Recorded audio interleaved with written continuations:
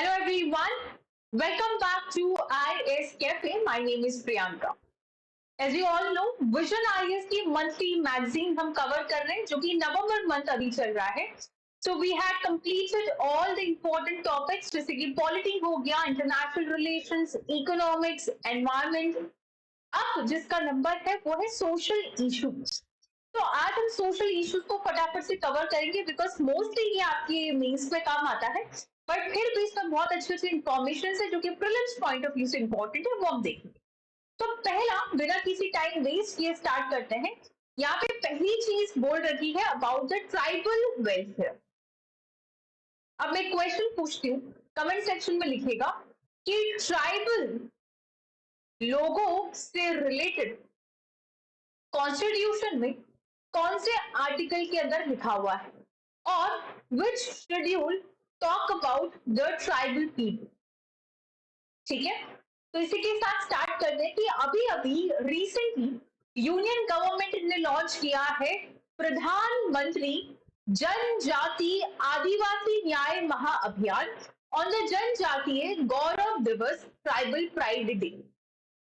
तो हर साल 15 नवंबर को जनजातीय गौरव दिवस बनाया जाता है या फिर ट्राइबल प्राइड डे जो है सेलिब्रेट किया जाता है सिंस 2021. यानी कि लगभग 3 साल हो गए हर साल 15 नवंबर को ट्राइबल प्राइड डे या फिर जनजातीय गौरव दिवस जो है सेलिब्रेट किया जाता है. क्यों? क्योंकि जो हमारे ट्राइबल फ्रीडम फाइटर्स थे उनको एक रिस्पेक्ट देने के लिए, उनके जो एफर्ट्स थे उनको रिकॉग्नाइज करने के लिए. अब ये 15 नवंबर की डेट हमने क्यों चुनी? बिकॉज ये एक बर्थ एनिवर्सरी है ऑफ श्री बिरसा मुंडा जी. अगर हिस्ट्री में बिरसा मुंडा जी का नाम नहीं पढ़ा तो फिर क्या पढ़ा, है ना? तो ये एक बर्थ एनिवर्सरी है श्री बिरसा मुंडा जी की, जिनको ट्राइबल कम्युनिटी के लोग पूरे देश भर में भगवान मानते हैं. अब बिरसा मुंडा जी के बारे में देख लेते हैं. 1875 से 1900 के बीच में इनका पूरा कार्यकाल था. अर्ली लाइफ, इनको धरती आबा भी बोला जाता है. इनका जो जन्म है वो कहां पे हुआ आपके पास? झारखंड के अंदर. इन्होंने बहुत ही ज्यादा इंपॉर्टेंस की बात करी कि प्रेयर इज वेरी इंपॉर्टेंट, दारू से आप दूर रहिए, स्टेइंग अवे फ्रॉम एल्कोहल, भगवान पे भरोसा रखिए, and we should have a code of conduct. तो बेसिकली इन्हीं सब चीजों के आधार पर उन्होंने अपने फेज स्टार्ट किया, दैट इज बिरसायत फेज. फिर यहाँ पे था Ulgulan movement. Birsa started a movement जिसका नाम था उलगुलन या फिर the great tumult against exploitation and discrimination against the tribals. तो जो ट्राइबल कम्युनिटी के लोग हैं उनके खिलाफ जो भी उस वक्त डिस्क्रिमिनेशन होता था, ठीक है, जो भी एक्सप्लॉइटेशन होता था, उनसे फाइट करने के लिए इन्होंने एक मूवमेंट स्टार्ट किया, that is the Ulgulan movement. It led to the Chota Nagpur tenancy act जो कि 1908 में बना. यहाँ पे it was restricted the passing of law from the tribal people to the non tribals. पहले क्या होता था कि कोई भी लैंड जो है ट्राइबल लोगों से छीन के नॉन ट्राइबल लोगों को दे दी जाती थी, बट यहाँ पे बिरसा मुंडा जी की इस मूवमेंट के बाद एक एक्ट पास हुआ, दैट इज छोटा नागपुर टीनेंसी एक्ट. उसके बाद इसको रिस्ट्रिक्ट कर दिया. ठीक है, अब एक चीज समझते हैं, पर्टिकुलरली वल्नरेबल ट्राइबल ग्रुप जो है वो क्या है? ये एक सेंट्रली रिकॉग्नाइज्ड स्पेशल कैटेगरी है from among the scheduled tribe. जैसे एक जनरल कैटेगरी है, ओबीसी है, that is other backward classes. फिर आपके पास शेड्यूल कास्ट और शेड्यूल ट्राइब होती है. तो इसी शेड्यूल ट्राइब के अंदर एक स्पेशल कैटेगरी है जिसका नाम है पर्टिकुलरली वल्नरेबल ट्राइबल ग्रुप. सबसे पहले 1973 में इस कैटेगरी को रिकॉग्नाइज किया गया as a primitive tribal group. किसकी रिकमेंडेशन पे? बहुत ही ज्यादा इंपॉर्टेंट है, that is UN Dhebar commission 1961. I repeat, prelims पे क्वेश्चन आ सकता है और आता भी है कमिटीज पे, that it was the UN Dhebar commission of 1961 जिनके रिकमेंडेशन के बेसिस पे पर्टिकुलरली वल्नरेबल ट्राइबल ग्रुप जो है सबसे पहले इसको रिकॉग्नाइजेशन मिली. 2006 में इसका नाम जो है पर्टिकुलरली वल्नरेबल ट्राइबल ग्रुप कर दिया, क्योंकि पहले क्या था? Particular primitive tribal group. अब क्या क्या क्राइटेरिया है क्या डिसाइड करता है कि ये पर्टिकुलर ग्रुप जो है वल्नरेबल है? पहला, अगर आप अभी भी एग्रीकल्चर, जो आपके पास एक तरह से डोमेस्टिकेशन ऑफ एनिमल्स और एग्रीकल्चर वाला जो टाइम है, उससे पहले की टेक्नोलॉजी पे हो, आप एकदम ही हंटिंग गैदरिंग वाली अवस्था में हो, तो लिटरेसी अगर नहीं है, इकोनॉमिकली बहुत बैकवर्ड हो, एंड डिक्लाइनिंग या फिर स्टैग्नेंट पॉपुलेशन अगर है, तो आप इस कैटेगरी में आते हो। आज की डेट में total 75 particularly vulnerable tribal groups है, जो कि इंडिया के 18 स्टेट्स के अंदर है, और एक यूनियन टेरिटरी भी है, अंडमान और निकोबार आइलैंड भी इसके अंदर कवर होते हैं।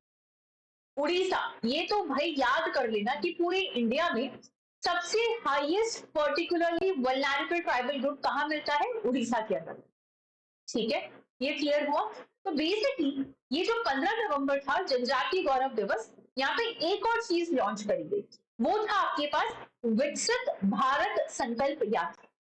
इस पूरी यात्रा का फोकस क्या था कि हमको लोगों तक पहुंचना है, और जो जितनी भी वेलफेयर स्कीम्स है उनके बेनिफिट के बारे में उनको बताना है, उन्हें अवगत कराना है, right, to create awareness and providing benefit of the welfare scheme. So basically, ये यात्रा कहां से स्टार्ट होगी? From the district with significant tribal populations initially by 25th of January 2024 and will cover all the districts across the country. यानी 2024, ये जो 25 तारीख आ रही है ना, 25 जनवरी, बोले तो 26 जनवरी से एक दिन पहले, उस दिन ये यात्रा जो है स्टार्ट होने वाली। अब बात कर लेते हैं अबाउट द प्रधानमंत्री और जनजाति आदिवासी न्याय महाअभियान के बारे में, यानी कि जनमन, राइट, प्रधानमंत्री जनमन। तो ये जो प्रधानमंत्री पीवीटी डेवलपमेंट मिशन है, इसको अनाउंस किया था यूनियन बजट जो था आपके पास 2023 और 24 वाला। इस पूरे मिशन के अंदर कम से कम 11 क्रिटिकल इंटरवेंशंस किए गए 9 मिनिस्ट्रीज के थ्रू, जहां पे कम से कम 3 साल तक लगभग आउटले कितना हो रहा है? 24,104 करोड़। इस पूरे मिशन का ऑब्जेक्टिव है कि जितने भी पीवीटीजी हैं उनको हम एक हाउस होल्ड और हैबिटेशन जैसी बेसिक फैसिलिटीज प्रोवाइड कराएंगे। इसी के साथ में we will be saturation will be insured for sickle cell disease. बहुत इंपॉर्टेंट डिजीज का पूरा सेगमेंट जो है हम अलग से करने वाले हैं जब हम साइंस वाला सेक्शन पढ़ेंगे। सिकल सेल एलिमिनेशन, टीबी है आपके पास 100% इम्यूनाइजेशन, सुरक्षित मातृत्व योजना और मातृवंदन। देखो दो चीज, एक तो टीबी, टीबी के जो इंपॉर्टेंट ड्रग रेसिस्टेंट टीबी है वो क्या होती है और इसके लिए इंपॉर्टेंट ड्रग्स क्या, आप कमेंट सेक्शन में आप मुझे लिखिए, ये हर महीने लगभग आता ही रहता है। अब ट्राइबल पीपल की अगर हम इतनी हेल्प कर रहे हैं तो पहले समझ लेते हैं कि व्हाट आर द चैलेंजेस। सबसे पहला तो इरोजन ऑफ आइडेंटिटी, जो हमारी ट्रेडिशनल इंस्टीट्यूशंस है, लॉज ऑफ ट्राइबल है, वो अब मॉडर्न इंस्टीट्यूशंस के साथ कॉन्फ्लिक्ट कर रहे हैं। मुझे याद नहीं आ रहा, जहां तक मुझे पता है एक मूवी आई थी हाथी मेरे साथी, पुरानी वाली नहीं, अभी रिसेंटली कुछ साउथ इंडियन के कोई एक्टर थे उसमें, देयर वाज अ मूवी जिसमें वो जंगल का बहुत ज्यादा ध्यान रखते थे उनके दादाजी के साइन से, और जब दादाजी की डेथ हो गई थी तो पूरा जो उन्होंने रिस्पॉन्सिबिलिटी है वो अपने अंडर लिया। तो उसमें उन्होंने पूरे एलिफेंट्स को इतना ज्यादा उन्होंने कांटेक्ट बना लिया था, एनिमल्स के साथ डीपली इमोशनली कनेक्टेड थे। बट जैसे ही फॉरेस्ट कटना था उन्होंने स्टेप लिया, बट वो ट्राइबल कम्युनिटी को बिलोंग करते थे। जब वो मॉडर्न इंस्टीट्यूशन में गए, कोर्ट कचहरी में गए, उनका बहुत कॉन्फ्लिक्ट हुआ, वो वहां पे डील नहीं कर पाए। ठीक है, तो एक तो ये चीज होती है कि जो ट्रेडिशनल इंस्टीट्यूशंस है, जो ट्राइबल लोगों की लॉज है, वो पूरी तरह से कॉन्फ्लिक्ट करते हैं मॉडर्न इंस्टीट्यूशंस के साथ। फॉर एग्जाम्पल, उनकी लैंग्वेज हमें समझ नहीं आती, जो डायलेक्ट है, जो बोली है, वो हमें समझ नहीं आती। दूसरा चैलेंज है about the displacement and rehabilitation. Displacement of tribal from the native land due to the development, disaster क्या फिर कॉन्फ्लिक्ट, कि भाई यहाँ पे ये जंगल काटना पड़ेगा, यहाँ पे हमसे ये डैम बना रहे हैं, यहाँ पे हम ये खेती कर रहे हैं, एग्रीकल्चर कर रहे हैं, यहाँ पे तो कोई पुलिया बनेगा, यहाँ पे फ्लाईओवर बनेगा, राइट, यहाँ पे हम कोई बड़ा सा इंडस्ट्रियल प्रोजेक्ट कर रहे हैं। So these are certain developmental things जिनकी वजह से उनको वहां से डिस्प्लेस कर दिया जाता है। और फिर आता है एजुकेशन, बहुत ही बड़ा reason. There is a wide gap in terms of percentage of literacy between the tribals and the general population. अगर लिटरेसी रेट की बात करें अमंग द एससी, तो शेड्यूल्ड ट्राइब में सिर्फ और सिर्फ 59% लिटरेसी रेट देखी गई है, जो कि 73% अमॉन्ग द जनरल पॉपुलेशन। जो मेन कॉज है कि इतनी लिटरेसी कम क्यों है, वो है वहां का poverty. Infrastructure, medium of instruction, अरे कैसे बताओगे उनको, उनको लैंग्वेज समझ नहीं आ रही है आप लोगों की, ठीक है। तो यहाँ पे बात होती है हेल्थ के बारे में। जितने भी ट्राइबल पॉपुलेशन है मोस्टली वो ट्रिपल बर्डन ऑफ डिजीज के साथ सफर करते हैं। ट्रिपल बर्डन ऑफ डिजीज का मतलब पहली बात तो खाना नहीं है, माल न्यूट्रिशन है, उसकी वजह से फिर वहां पे कम्युनिकेबल डिजीज है जो कि स्प्रेड हो पा रही है, और फिर नॉन कम्युनिकेबल डिजीज जैसे कि कैंसर और डायबिटीज। जो डिजीज होती है देयर आर टू टाइप्स। एक है आपके पास कम्युनिकेबल, इनको इन्फेक्शियस डिजीज भी बोलते हैं, जो कि एक पर्सन से दूसरे पर्सन में स्प्रेड हो सकती है, राइट। फॉर एग्जाम्पल आप एड्स ले लेंगे या फिर आप कॉमन कोल्ड भी ले लीजिए। लेकिन जब हम बात करते हैं नॉन कम्युनिकेबल डिजीज के बारे में, ये थोड़ी सी लॉन्ग टाइम तक चलती है, नॉन इन्फेक्शियस होती है। फॉर एग्जाम्पल कैंसर हो गया, हार्ट डिजीज हो गई, राइट, डायबिटीज हो गया, शुगर हो गया। अगर किसी को है तो वो लंबा उसका ट्रीटमेंट चलता है, लेकिन ऐसा तो नहीं किसी शुगर वाले पेशेंट को आपने छू लिया तो आपको भी हो जाएगा, है ना। देन एक और चैलेंज यहाँ पे आता है about the debt bondage. Debt bondage among the tribal is very, very significant problem, often leading to the situation of bonded labor. Bonded labor की कंडीशन में आ जाते हैं, पैसा चुका नहीं पाते, और क्लाइमेट चेंज की वजह से ऑब्वियसली डिजास्टर तो उनको कर ही रहा, उनका पूरा काम खत्म। अब यहाँ पे बात करते हैं Panchsheel principle for tribal development. जितनी बार रट सकते हो बोल सकते हो उसको बोल लीजिए, Panchsheel principle for tribal development. क्या? Panchsheel principle for tribal development. इसमें क्या बोला गया, that people should develop along the line of their own genius and the imposition of alien values should be avoided. Tribal rights to land and forest इनको respect होना चाहिए। The terms of tribal should be trained. Teams of tribal should be trained in the work of administration and development. देखो बहुत simple से solutions। पहली चीज तो आप ना ट्राइबल के बारे में हटाओ। इंडिया के अंदर ये जो इंग्लिश मीडियम का जो ढोंग हो रहा है उसको थोड़ा सा अगर हम हटा दें, with all due respect to the students जो कि इंग्लिश मीडियम से हैं, I have no problem with that. What I want to say is कि इंडिया में मैक्सिमम पॉपुलेशन रूरल एरिया में रहती है। मैक्सिमम पॉपुलेशन रूरल एरिया में रहती है, मतलब मैक्सिमम यूथ वहां पे है जिसको इंग्लिश बोलना या समझना भी नहीं आ पा रहा है। तो सोचिए आज का जो एजुकेशन है या फिर जॉब कल्चर है वहां पे, जस्ट बिकॉज तुमको एक लैंग्वेज नहीं है उसकी वजह से वो कितना पीछे और आज की बड़ा देश गरीब है। अगर वहां पे उनको बोल दिया जाए कि अपने लोकल लैंग्वेज में बात करो, लोकल लैंग्वेज में आप मुझे ये कॉन्सेप्ट समझाओ, वो यूं क्या समझा देंगे आपको। बहुत ही सिंपल से एग्जांपल देती हूँ, आप अपने यूपीएससी में ज्योग्राफी में पढ़ते हो सॉइल फॉर्मेशन या फिर डिफरेंट टाइप ऑफ वेजिटेशन या फिर फॉरेस्ट। आप किसी गांव वाले इंसान को पूछो, बिना किताब पढ़े बता देगा कि यहाँ पे कॉटन क्यों लगती है या फिर ये मिट्टी ऐसी क्यों है या पानी नीचे क्यों गया है, सारे कंसेप्ट पता है उसको, वही रहा है वो, बट वो लैंग्वेज पे अड़ जाता है। ठीक है, तो ये कुछ यहाँ पे जो रिकमेंडेशन है वो यहाँ पे हुई बात हुई है। फिर हम बात करते हैं ट्राइबल वेलफेयर के लिए क्या क्या मेजर्स अभी तक लिए गए। सबसे पहले बात करते हैं आर्टिकल्स के बारे में।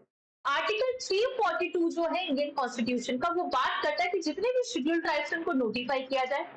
आर्टिकल 244 बोलता है कि जो शेड्यूल एरियाज है और जो आपके पास ट्राइबल एरियाज ऑफ स्टेट है उनको शेड्यूल 5 के अंदर एडमिनिस्ट्रेशन किया जाए। आर्टिकल 275 एक स्पेशल फंड देने की बात करता है for the welfare of the schedule tribes. और यहीं पे आर्टिकल 338 जो है it talks about national commission for the schedule tribe. Legislative measures obviously the PESA act, that is the panchayat extension to the schedule area act 1996। ये सब polity में अभी तक तो रट जाने चाहिए। तो यहाँ पे एक और एक्ट है that is schedule tribes and other traditional forest dwellers recognization of the forest right act 2006। Then SC/ST prevention of atrocities act of 1988।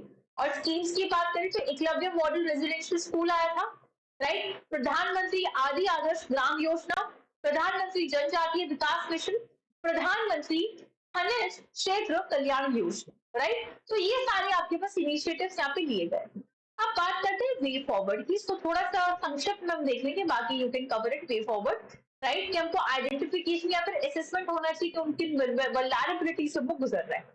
अब हम बात करते हैं सोशल आइसोलेशन एंड लोनलीनेस। ये एग्जाम पॉइंट ऑफ व्यू में अगर बात करूं तो प्रीलिम्स में इतना जरूरी नहीं, बट मेंस में, ऐसे राइटिंग में, एथिक्स में, इंटरव्यू में बहुत ही ज्यादा क्रिटिकल और सिग्निफिकेंट टॉपिक है। वाई, इसको आप समझो, आप अपने आप से सवाल करके मुझे इसका जवाब दो। क्या आप यूपीएससी की प्रिपरेशन एक अकेले रूम में कर रहे हो? क्या आपको नहीं लगता कि घर पे बात करें, दोस्तों से बात करें, बाहर घूमने जाए, लोगों से मिले, तंग आ जाए? बट अभी आपके पास एक गोल है, एक ऑब्जेक्टिव है, यूपीएससी क्लियर करना है। 1 साल लगे, 2 साल लगे, अटेम्प्ट देके मानेंगे, लेकिन यूपीएससी तो क्लियर करके मानेंगे। बट ये तो आपके पास ऑब्जेक्टिव हो गया, ये एग्जाम डिमांड कर रहा है। लेकिन अभी जो कल्चर चल रहा है उसमें पूरी दुनिया एक आइसोलेशन, लोनलीनेस की तरफ जा रही है।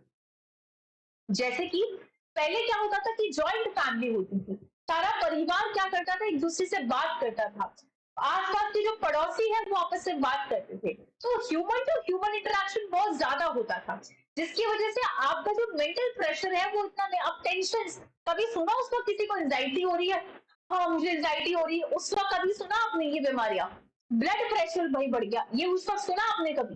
नहीं। ये सब मॉडर्न लाइफस्टाइल की बीमारियां है, आइसोलेशन है, टेंशन है, कोई बोलने वाला नहीं है, बात करने वाली घुटन हो रही है, किससे शेयर करें, राइट? सो एक सोशल आइसोलेशन की प्रॉब्लम जो है बढ़ ही जाए। इसका रीजन क्या है? देखो, एक रीजन सबसे बड़ा, इसकी जो जड़ है वो ये है कि, इसको थोड़ा सा समझते हैं, हमारे पास हर 5 साल में जनरेशन चेंज होती है, इस चीज को समझो। अगर मैं आज 30 साल की हूँ, तो अगर मैं किसी 25 वर्षीय लड़की या लड़के से बात करती हूँ तो मुझे ऐसा लगता है कि बहुत ज्यादा डिफरेंस है। अगर मैं फेसबुक से इंस्टाग्राम आ चुकी हूँ तो बट वो बंदे बंदियां अभी ओमेगल चला रहे हैं, वीडियो कॉल पे बात कर रहे हैं, टिंडर चला रहे हैं, राइट? या फिर क्या है वो, स्नैपचैट चला रहे हैं। बट अगर मैं रिजिड हो गई, इस चीज को बहुत गौर से सुनिएगा, अगर मैं रिजिड हो गई कि ये कैरेक्टरलेस है, ये तो टिंडर चला रहे हैं, ये तो ओमेगा चला रही है, तो कैरेक्टरलेस है, ये मेरे घर में नहीं रह सकते, मैं सबसे पवित्र हूं, मैंने कभी ये सब काम नहीं किए, ये तो गंदे बच्चे नहीं। इसको कहते हैं रिजिडिटी। फ्लेक्सिबिलिटी का मतलब होता है जब एक पुरानी जनरेशन नए जनरेशन को एक्सेप्ट करे कि हाँ ये नई जनरेशन है, ये तो बदलेगी। मान लो कि हमारे दादा दादी है ना, उस वक्त वो धोती पहनते थे, कुर्ते पजामे में होते थे, तो वो भी हमारे लिए सेम ही सोचते थे कि तो जीन्स पैंट पहन रही है, कैरेक्टरलेस कहेंगे, करेक्ट? ये तो मतलब बाहर घूमने जा रहे हैं। तो वो कपड़ों में या किसी में प्रॉब्लम नहीं है, वो ये है कि हर नई जनरेशन तो आगे बढ़ेगी, आपको थोड़ा सा वहां पे फ्लेक्सिबिलिटी दिखानी पड़ेगी, जो कि इंडियन फैमिलीज में बहुत रेयरली देखा गया है। और यही कारण है कि इंडियन फैमिली में अब जो न्यू जनरेशन है वो एक साथ रहना नहीं चाह रहे हैं, क्योंकि अब उनको घुटन हो रही है, और उनके पास ऑप्शंस भी हो गए कि आपके पास नहीं रहना चाह रहे तो हमारे पास बाहर ऑप्शन है। पहले ये भी था कि मजबूरी थी कि भाई पैसा कहाँ से आएगा, लड़कियां जॉब नहीं कर रही थी, हम कहीं नहीं जाएंगे, जॉइंट फैमिली, एक प्रधान बैठा है पूरी प्रॉपर्टी लेके बैठा है ना, कि भाई प्रॉपर्टी छूट जाएगी, लेकिन अब सब कमा रहे हैं, सबके पास ऑप्शन है, सब बाहर जा रहे हैं। Why? Because families are rigid. ठीक है, मान लो कि किसी को रात को पढ़ना पसंद है और वो आप नए घर में, मतलब जॉइंट फैमिली में आपका मुखिया कह रहा है कि नहीं सुबह 3 बजे सबको उठना है, तो अरे आजकल फिर वो पॉसिबल नहीं है। आपको एक्सेप्ट करना पड़ेगा कि हो सकता है ये कोई काम कर रहा है, ये अपना कोई स्टार्टअप लेके बैठा है, रात भर काम कर रहा है। जहां फ्लेक्सिबिलिटी नहीं है वहां परिवार टूट रहे, वहां फैमिलीज बिखर रही है, फैमिली बिखर रही है और अपॉर्चुनिटीज कहीं और मिल रही है, तो वो क्या हो रहा है, डिस्प्लेसमेंट हो रहा है, अब लोग अलग अलग रह रहे हैं, न्यूक्लियर फैमिली की तरफ जा रहे हैं। ठीक है, अब अगर आप न्यूक्लियर फैमिली की तरफ जा रहे हो तो कौन है, मम्मी है, पापा और बच्चे है। उसमें भी कंडीशन क्या है कि आजकल लोगों की या तो शादी नहीं करनी है तो एक बच्चा करना है, राइट? मैक्सिमम 2 बच्चे करने हैं। अगर करनी नहीं है, बच्चे ही नहीं करने हैं, फैमिली नहीं है, तो वो 2 जने क्या करेंगे पूरे दिन? ठीक है, बात कर लिए, क्वालिटी टाइम, घूम लिया, मतलब टूर वूर कर लिया, सब कुछ कर लिया, बट ह्यूमन नेचर है, you need humans, you need people to interact. फिर आप जाओगे सोशल मीडिया की तरफ। सोशल मीडिया क्या करता है, मतलब आप कभी को टाइमर लगा के देख लीजिएगा, अगर आपको यकीन ना हो, एक आप बिना फोन के खाना खाइए और आप फोन में इंस्टाग्राम वो जो स्क्रॉल करते करते खाना है, आपको 1 घंटा हो जाएगा, पता नहीं चलेगा, इंस्टाग्राम स्क्रॉल करे जाओगे आप लोग, राइट? फिर आपको सोशल मीडिया का एडिक्शन होगा, आप टू मच स्क्रीन टाइम आप दोगे, फिर वहां से जो क्राइम जो है, अलग तरह के क्राइम निकल रहे हैं, बच्चे जो चिढ़ रहे हैं, बच्चे सोशल मीडिया से काफी ज्यादा इन्फ्लुएंस हो रहे हैं, तो ये एक बहुत बड़ा जो रीजन है यहाँ पे आ सकता है। तो ये जो टॉपिक है उसमें यही लिखा हुआ है, आप इसको अपने आप से देख लीजिएगा, सोशल आइसोलेशन एंड लोनलीनेस के बारे में, कि जो WHO है उन्होंने डिक्लेयर किया है कि जो लोनलीनेस है ये बहुत ही इंपॉर्टेंट तेजी से फैलने वाला एक ग्लोबल हेल्थ थ्रेट है, जो कि इंटरनेशनल कमीशन में फोकस किया जाना चाहिए। आप मानोगे नहीं, मतलब कुछ कंट्रीज ऐसी है जहाँ पे, आई थिंक या जापान इज द कंट्री, वहां पे लोग बहुत ज्यादा, not Japan, I am so sorry, there is a country जिसका नाम याद नहीं आ रहा है, वहां पे बूढ़े जो पेरेंट्स है वो पैसा देके यूथ को अपने घर बुलाते हैं कि हमारे साथ 4 दिन रहो, हमें मम्मी पापा बुलाओ, हमारे साथ बच्चों की तरह, they give money to them to interact. तो ये यहाँ पे कंडीशन हो गई जिसके बारे में यहाँ पे बात करेंगे। ठीक है, बढ़ते हैं थर्ड टॉपिक की तरफ, that is accessibility in the urban infrastructure. यहाँ पे जो court of chief commissioner of persons with disabilities, इन्होंने एक जजमेंट दिया है जो कि बहुत इंपॉर्टेंट है, कि हमारा जो एटीट्यूड है पर्सन विद डिसेबिलिटी वाले लोगों के साथ, उनकी तरफ ये एटीट्यूड चेंज हो। तो पहली बात तो ये जो चीफ कमिश्नर है for the person with disability का जो ऑफिस है वो है सेक्शन 57 के under of the persons with disability act 1990। ये रिप्लेस किया था किसको, right of person with disability act 2016। तो इस पूरे में आपको ये एक्ट पता होना चाहिए, और जो इंपॉर्टेंट चीज है वो ये है कि मान लो कि पर्सन्स विद डिसेबिलिटीज, किसी का कोई स्पेशल चाइल्ड है, कोई चल नहीं पा रहा है या फिर सीढ़ियां नहीं चढ़ पा रहा, किसी के हाथ नहीं काम कर रहे हैं, किसी का आंख को प्रॉब्लम है, कुछ भी हो सकता है। तो यहाँ पे इंफ्रास्ट्रक्चर को चेंज करने की बात करी गई है कि अगर किसी को सीढ़ियों पैरों में दिक्कत है तो आप उसका तुरंत ऑफिस ग्राउंड फ्लोर पे बनाइए, है ना, ऐसे स्टेप्स आप ले सकते हो। तो यहाँ पे इसकी बात करी गई है। तो यहाँ पे बोल रहे हैं कि इसकी क्यों जरूरत पड़ रही है, हमको ये एक्सेसिबल इंफ्रास्ट्रक्चर की तरफ जाने की क्यों जरूरत पड़ रही है। पहली बात तो ये लीगल राइट है, उसको आपको फुलफिल करना पड़ेगा। लीगल राइट मतलब ये जो आपके पास RPW एक्ट 2016 में, इसके तहत राइट टू एक्सेसिबिलिटी एक लीगल राइट है to the particularly PWD group के जो लोग होते हैं। कम से कम 2.21% जो पॉपुलेशन है वो डिसेबल्ड है इन वन फॉर्म और the other as per the recent 2011 report. तो अगर हमको उनको राइट टू एजुकेशन भी देना है, 3/4 ऑफ द चिल्ड्रन जो है डिसेबिलिटीज के at the age of 5 years and 1/4 जो है 5 से 19 साल के बीच में है, उनको अभी तक एजुकेशन इंस्टीट्यूशन में एडमिशन नहीं मिला है। एजुकेशन नहीं है, डिफरेंशिएशन है, तो कमाएंगे कैसे। तो ये सारी प्रॉब्लम्स जो है यहाँ पे बात करते हैं। अगर इकोनॉमिक एस्पेक्ट की बात करते हैं, एज पर द ILO, अगर आपने इनको एम्प्लॉयमेंट के अंदर जोड़ दिया किसी भी तरह से, तो ये कम से कम 3 से 7% आपके देश की GDP बढ़ा सकते हैं, उसमें इनका योगदान हो सकता है। Estimates suggest that India, in addition to disability inclusive economy, could result in the loss of opportunity over $210 billion. ठीक है भाई, करना चाहिए, लीगल राइट भी है, तो चैलेंज क्या है। सबसे पहला तो हमारे पास था एक्सेसिबल इंडिया कैंपेन, उसमें टारगेट अभी पूरे नहीं हुए। कैसे, only 8.73 of the buses were made accessible till 2022 as to target of making 25% buses accessible by 2018। 48.5% जो गवर्नमेंट बिल्डिंग्स है उनको भी सिर्फ 2022 तक जो है एक्सेसिबल कराया गया, जबकि टारगेट था कि 50% करवाना। पर जो एलोकेशन होना चाहिए वो भी बहुत ही near. Ministry of social justice and empowerment, उनको 1225 करोड़ जो पैसा है वो दिया गया था। डिस्प्यूट रीएड्रेसल के लिए अगर बात करें बहुत ही स्लो प्रोसेस है। तो these are the major challenges जिसकी वजह से हम फिर से इस टॉपिक को यहाँ पे डिस्कस कर रहे हैं।